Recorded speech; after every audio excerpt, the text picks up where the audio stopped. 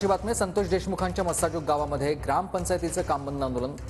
मस्साजोगमधील ग्रामपंचायत सदस्य आणि गावकरी या आंदोलनामध्ये सहभागी झालेले आहेत। संतोष देशमुखांच्या हत्येला आज 1 महिना पूर्ण झालेला आहे। मस्साजोगचे सरपंच संतोष देशमुख यांची 9 डिसेंबर रोजी हत्या करण्यात आली होती।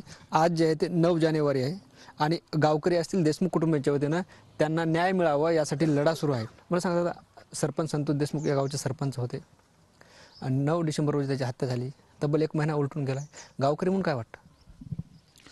पोलीस प्रशासन आजपर्यंत जे काम करतंय ते आमचं असं मत आहे, त्यांचा म्हणजे त्यांची प्रोसेस योग्य दिशेने चालू आहे, पण त्याला असा वेग नाही।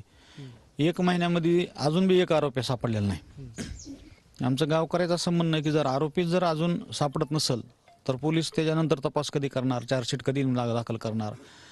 सरपंच संघटनेने आज महाराष्ट्रामध्ये 3 दिवसीय संप पुकारलेला आहे।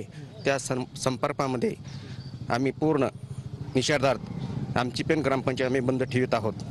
त्या तरी त्यांच्या ह्या पाठिंब्याला आम्ही असंच पाठिंबा देऊ या पुढील बी काळात आणि आमच्या संतोष अण्णाला न्याय मिळावा यासाठी आम्ही ह्या प्रयत्न आमचा चालू राहील। हे खंडणीमधले जे आरोपी आहेत त्यांच्यावर अद्याप 302चा गुन्हा नोंद झालेला नाही।